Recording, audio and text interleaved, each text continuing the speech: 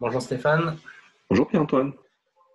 Aujourd'hui, on va parler des tarifs d'EDF parce que donc j'ai vu récemment une intervention sur France 3 dans laquelle l'économiste Christophe Rameau et le journaliste Étienne Lefebvre débattent sur ce sujet du prix de l'électricité qui flambe pour sauver les opérateurs privés qui se gavent. Donc il nous dit le consommateur va payer pour les prédateurs. EDF est obligé de verser 25% de sa production nucléaire à des opérateurs privés qui se gavent. Aujourd'hui, ils sont en difficulté. Pour les sauver, on augmente le tarif réglementé d'EDF de façon à laisser de la marge à ces opérateurs privés. Fulmine Christophe Rameau, membre des économistes atterrés. Ah, économiste atterré. Ouais, D'accord. je croyais que c'était atterrant, mais non, c'est atterré. Oui, ouais. Les Il n'a pas tarifs, atterri. ouais, les tarifs augmentent aussi parce qu'EDF finance à hauteur de 5 milliards d'euros les énergies renouvelables, ce qui représente 15% de la facture. Voilà. On peut déjà commenter ça. Ouais. J'avoue ne pas connaître le détail du dossier, donc je me contentais de prendre ce que tu me présentes là. Mais c'est même pas un problème d'économiste atterré ou pas atterré, c'est juste un problème de bon sens. Là. Il y a des moments où on se demande ce que c'est que des économistes, quel bon sens ils peuvent avoir. Si ce qui est dit, simplement dit, EDF est obligé de verser 25% de sa production nucléaire à des opérateurs privés qui se gavent. Mais pourquoi est-ce que EDF est obligé de verser 25% de sa production nucléaire? C'est obligé pourquoi? Obligé, ça peut être pour deux raisons. Je ne connais que deux raisons possibles. Soit parce qu'il y a eu un contrat qui a été passé entre EDF et ses opérateurs à un moment donné, et on en pense ce qu'on veut, mais EDF doit honorer ses contrats. Bon.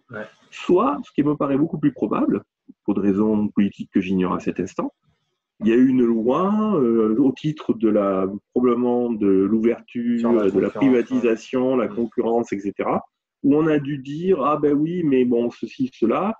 En fait, pour être sûr que les concurrents vont survivre, on leur assure 25% où il y a une redistribution d'EDF.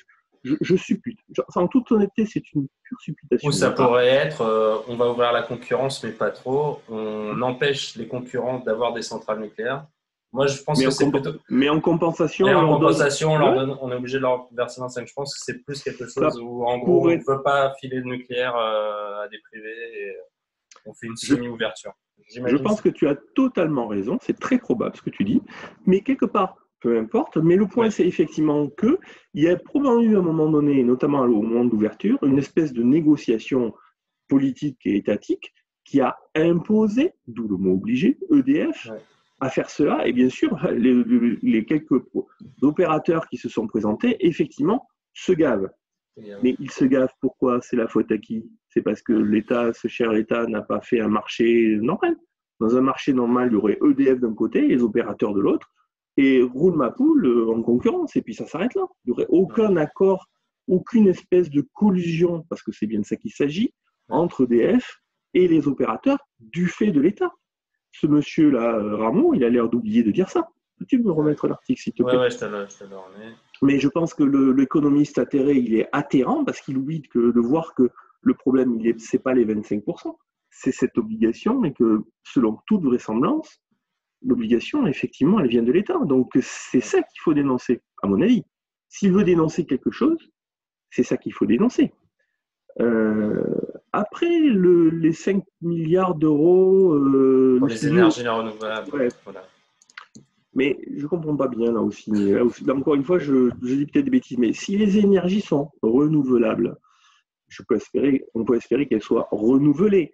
Si elles sont renouvelables, elles doivent pouvoir générer elles-mêmes leur propre chiffre d'affaires. Elles doivent avoir une rentabilité. C'est un business, quoi. On est là pour faire du business. Voilà. Si elles ne sont pas capables de générer leur propre business et qu'à cause de ça, il faut aller chercher chez EDF et faire des vases communicants, là, il y a peut-être un problème sur les énergies renouvelables.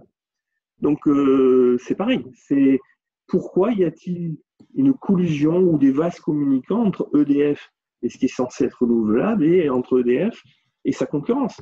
Là, en fait, on critique le marché et on critique... et en fait, on s'aperçoit qu'il n'y a rien d'économique. C'est que des choses imposées, par l'État. Voilà, il n'y a rien...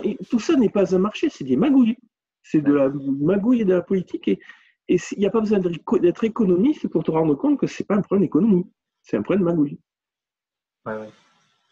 Mais oui, ça ne doit pas être dans son schéma de pensée, donc je pense que c'est pour ça qu'il ne me met pas en cause, ouais, tu vois, toutes ces interventions de l'État qui font qu'au final, on va payer plus cher. Bah, forcément, encore une fois, obligé, ça veut dire quoi? Il n'y a pas 36 000 sens possibles. Hein. Ouais. C'est pas juste je suis votre obligé et gentiment, moi, EDF, je vous donne 25%. Ouais.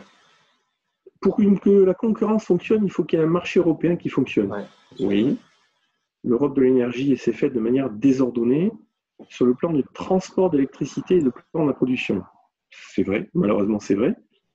Et donc la réponse c'est quoi? La réponse c'est négocions, essayons de négocier avec les autres pour voir comment on peut corriger ça. 10 millions de ménages sont en situation de précarité énergétique. Tu peux me rappeler ce que c'est que la précarité énergétique, s'il te plaît, Pierre-Antoine? J'allais te demander ce que c'est. Non, je pense que c'est ceux qui n'ont, voilà, c'est trop cher pour eux de s'acheter de l'électricité. Je pense que c'est ça que ça veut dire. Je pense que c'est que la facture. T'as l'impression que c'est raisonnable qu'en France, l'électricité, c'est cher? Sincèrement. Ouais, mais bon, on trouvera toujours quelqu'un pour qui c'est cher.